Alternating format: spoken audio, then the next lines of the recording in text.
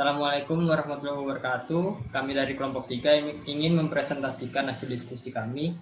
Anggota kelompok 3 yang pertama itu ada Dinda Nur Afifah, yang kedua Gemma Andika Novaldo, ketiga Afifah Melia, dan keempat Alika Harenisa, yang kelima Rabia Aladawiyah, dan terakhir adalah saya sendiri Muhammad Fakir Rizik. Kami akan membahas bab 10 membentuk lingkungan jasa. Untuk slide selanjutnya akan dilanjutkan oleh teman saya.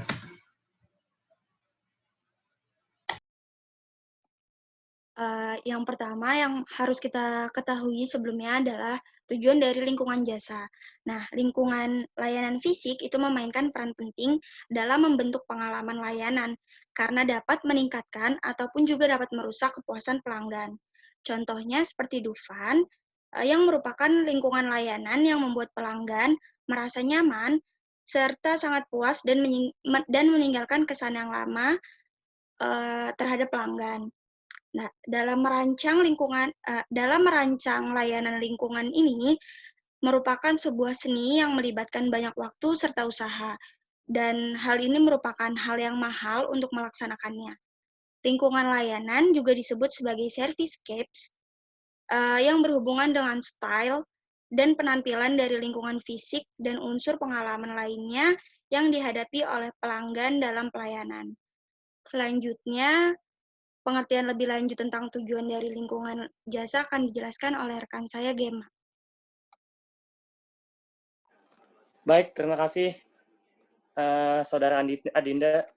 Perkenalkan, nama saya Gemma Andika Novaldo. Di sini saya akan menjelaskan lebih lengkap lagi tujuan dari lingkungan layanan. Di sini ada 4 tujuan dari lingkungan layanan itu. Yang pertama itu ada merekayasa pengalaman dan membentuk perilaku pelanggan. Yang kedua, memainkan peran penting dalam menentukan persepsi pelanggan terhadap citra dan positioning perusahaan. Pelanggan seringkali menggunakan lingkungan layanan sebagai penanda kualitas yang penting. Selanjutnya, yang ketiga itu menjadi bagian inti dari proporsional nilai, misalnya dalam taman hiburan, hotel, resto, ataupun rumah sakit. Yang keempat, memfasilitasi pengantar jasa dan memperkuat kualitas sekaligus meningkatkan produktivitas jasa. Dalam hal merekayasa pengalaman dan membentuk perilaku pelanggan ini, jadi untuk organisasi yang memberikan layanan kontak tinggi, dari desain lingkungan fisik dan cara atau tugas yang dilakukan oleh petugas, memainkan peran penting dalam membentuk sifat pengalaman pelanggan. Lingkungan fisik membantu insinyur perasaan yang tepat dan reaksi pelanggan dan karyawan, yang pada gilirannya dapat membantu untuk membangun loyalitas ke perusahaan.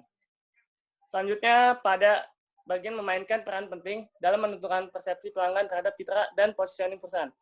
Jadi, bahwa layanan sering tidak berwujud dan pelanggan tidak bisa menilai kualitas mereka dengan baik. Begitu pula dengan konsumen. Dalam menggunakan layanan lingkungan sebagai kualitas penting, dan perusahaan berusaha keras untuk membangun kualitas sinyal dan menggambarkan citra yang diinginkan.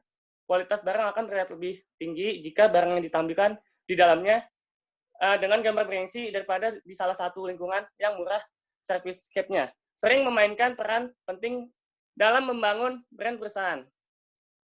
Selanjutnya, pada bagian menjadi bagian inti dari proposisi nilai.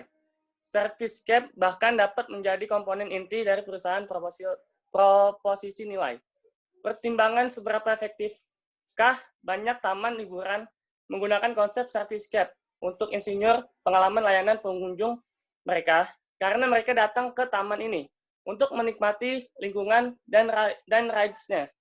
Lingkungan yang bersih dari Disneyland atau Resort Windsor Legoland. Selain karyawan dan konsumen semua berkontribusi terhadap rasa kegembiraan dan kesenangan yang pengunjung temui setelah kedatangan dan sedang kunjungan mereka. Yang terakhir itu memfasilitasi pengantaran jasa dan memperkuat kualitas sekaligus meningkatkan produktivitas.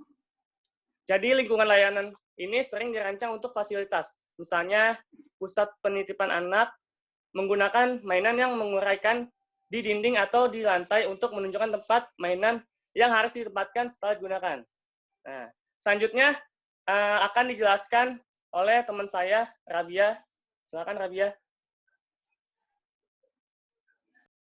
Baik, selanjutnya terdapat 2 teori pendukung dalam memahami dampak lingkungan jasa terhadap pelanggan dan pegawai jasa berasal dari psikologi lingkungan. Next. Yang pertama itu ada model stimulus respon dari Mehrabian atau Russell. Di sini model ini menyatakan bahwa perilaku yang kita lakukan itu dipengaruhi oleh bagaimana perasaan kita merespon berbagai stimulus yang ada di lingkungan sekitar. Contohnya nih, akan lebih banyak atau lebih mudah kita membeli barang jika tempat atau pasar itu lebih sepi, dan sebaliknya, kalau ramai itu kita lebih sulit menemukan barang yang kita inginkan. Yang kedua, ada model afek dari Russell. Di sini, model berfokus pada pemahaman baik dari perasaan dan implikasinya terhadap perilaku respon kita. Respon ini dibagi jadi dua, ada kesenangan dan gairah. Jadi, berdasarkan model ini, kita akan lebih membeli barang atau memilih jasa yang kita inginkan sesuai dengan kegemaran kita. Selanjutnya akan dijelaskan oleh rekan saya.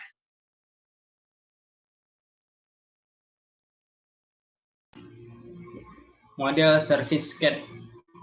Definisi service cat dijelaskan oleh Bittner tahun 1992 sebagai lingkungan fisik yang di dalamnya mencakup pelayanan pada suatu fasilitas interior ataupun fasilitas di eksteriornya. Layanannya tersebut meliputi penilaian terhadap 1. Interior design, yang kedua desain eksterior, ketiga simbol atau petunjuk arah, 4. Peralatan yang disediakan, dan yang kelima denah layout, terakhir kualitas udara ataupun suhu udara yang ada pada fasilitas tersebut. Slide selanjutnya akan dilanjutkan oleh teman saya. Iya, perkenalkan saya Flamelia. Sebelumnya telah dijelaskan oleh Faki terkait definisi apa itu service cap. Nah, di sini saya akan menjelaskan model service cap itu yang terdiri dari 3 dimensi. Next.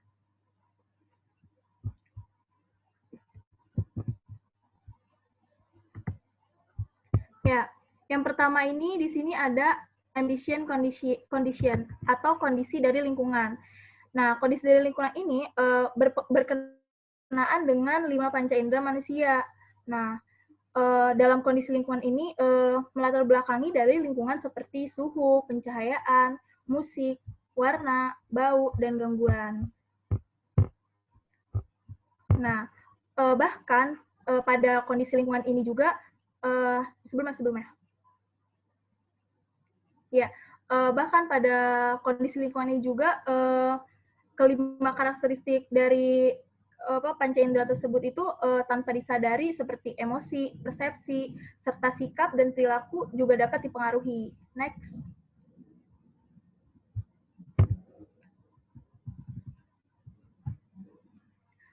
Yang berikutnya itu ada spatial layout dan functionality atau tata ruang dan fungsinya. Dalam spatial layout dan functionality ini terdapat tata ruang dan fungsionalitasnya. Nah, tata ruang itu sendiri merupakan rancangan dari desain ruangan yang mencakup komponen yang meliputi lantai, ukuran, bentuk perabotan, meja kantor, mesin, serta peralatan potensial. Dan bagaimana semua ini disusun. Nah, di sini ada gambarnya itu, yaitu bentuk-bentuk layout daripada restoran. Nah, di sini itu layout ini, tata letak ini itu mempengaruhi bagaimana kenyamanan dari si konsumen. Nah, selanjutnya itu ada fungsionalitasnya. Dari fungsionalitasnya ini merujuk pada kemampuan benda-benda tersebut untuk memudahkan performa proses layanan. Nah, di sini itu ada contohnya layout juga ya, layout dari restoran. Next.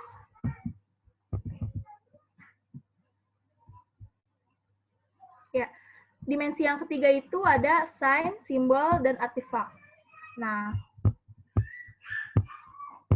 pada sign, simbol, dan artefak ini merupakan segala sesuatu yang ada pada lingkungan jasa yang berperan sebagai sinyal secara langsung maupun tidak langsung sebagai untuk mengkomunikasikan gitu citra perusahaan, untuk membantu pelanggan menemukan arahnya, dan untuk menyampaikan pelayanan jasa. Nah, di sini ada contohnya itu, contoh gambarnya itu ada petunjuk arah ya dari bandara. Nah, jadi di sini itu dari fungsinya dari petunjuk arah ini untuk untuk membantu pelanggan untuk menentukan arahnya. Di sini juga ada simbol dari Google ya. Di sini Google ini menyimbolkan itu sebagai citra dari perusahaan tersebut. Next. Selanjutnya akan dipaparkan oleh Alika. Ya, terima kasih. Sebelumnya perkenalkan, saya Alika Hairunisa.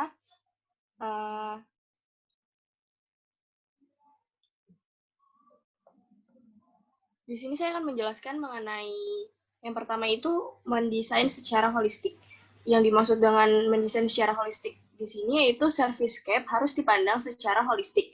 Dengan kata lain, tidak ada satu dimensi pun yang dioptimalkan secara terpisah, karena semua dimensi saling bergantung.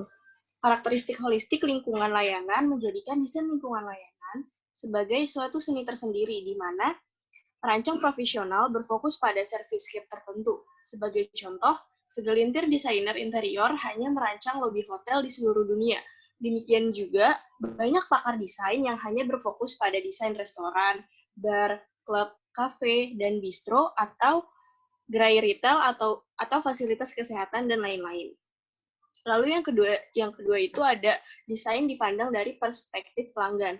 Jadi banyak lingkungan layanan yang dibangun dengan penekanan pada nilai-nilai estetikanya saja, dan perancang terkadang melupakan faktor terpenting ketika merancang lingkungan layanan, yaitu pelanggan yang akan menggunakannya. Lalu yang ketiga itu ada sarana-sarana dalam menciptakan desain servicescape. Jadi untuk menghadapi kesalahan-kesalahan yang dilakukan, itu yang pertama itu kita harus melakukan pengamatan yang jeli. Pengamatan yang jeli itu atas perilaku dan respon pelanggan terhadap lingkungan jasa oleh pihak manajemen, supervisor, manajer cabang, dan juga staf garis depan. Yang kedua itu ada umpan balik dan gagasan dari staf garis depan dan pelanggan, yaitu dengan menggunakan berbagai sarana penelitian, mulai dari kotak saran hingga kelompok fokus dan survei. Survei di sini seringkali disebut dengan survei lingkungan apabila berfokus pada desain lingkungan layanan. Lalu yang ketiga itu ada audit foto. Audit foto di sini merupakan metode dalam meminta pelanggan atau mystery shopper untuk mendokumentasikan pengalaman layanan mereka. Foto-foto tersebut dapat digunakan sebagai basis wawancara selanjutnya dari pengalaman mereka atau dimasukkan sebagai bagian dari survei mengenai pengalaman layanan. Yang keempat ada percobaan lapangan. Percobaan lapangan di sini dapat digunakan untuk memanipulasi dimensi-dimensi tertentu dari suatu lingkungan sehingga dampaknya dapat dialami. Sebagai contoh, Anda mungkin bereksperimen dengan menggunakan musik dan aroma, lalu mengukur waktu dan biaya yang dihabiskan pelanggan di suatu lingkungan layanan dan tingkat kepuasan mereka. Lalu yang terakhir itu ada blueprinting atau flow charting, dapat diperluas hingga mencakup bukti fisik dalam lingkungan layanan. Elemen-elemen desain dan petunjuk-petunjuk berwujud dapat didokumentasikan saat pelanggan beralih pada masing-masing tahapan proses penghantaran layanan. Foto dan video di sini juga dapat melengkapi peta sehingga terlihat lebih hidup. Jadi, semakin perusahaan penyedia layanan dapat melihat, memahami, dan mengalami hal-hal yang sama dengan pelanggannya, maka semakin baik pula perusahaan tersebut dapat mengatasi kesalahan desain lingkungan layanannya dan meningkatkan elemen yang sudah berfungsi dengan baik. Next. Selanjutnya itu ada kesimpulan. Jadi di sini kesimpulannya ialah lingkungan layanan memainkan peranan besar dalam membentuk persepsi pelanggan akan citra dan positioning perusahaan. Karena kualitas layanan itu sulit diukur. Pelanggan seringkali menggunakan lingkungan layanan sebagai penanda kualitas yang penting. Lingkungan layanan dirancang baik membuat pelanggan merasa nyaman dan menambah kepuasan mereka, serta memungkinkan perusahaan untuk mempengaruhi perilaku pelanggan sembari meningkatkan produktivitas operasional layanan.